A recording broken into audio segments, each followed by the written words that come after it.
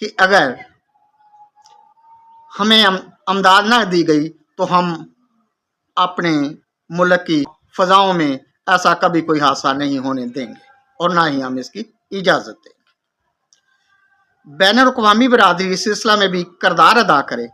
خاص طور پر عالمی ادارہ برائے ماحولیات خاص توجہ کرے۔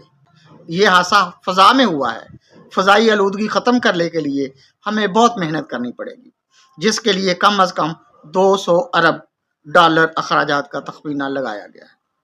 اور ہمارے جیسا ترقی پذیر ملک اتنی بڑی رقم خرچ کرنے کی استطاعت نہیں رکھتا۔ یہ آلودگی کا دھواں ساری دنیا کو اپنی لپیٹ میں لے سکتا ہے، پھر نہ کہنا خبر نہ ہوئی،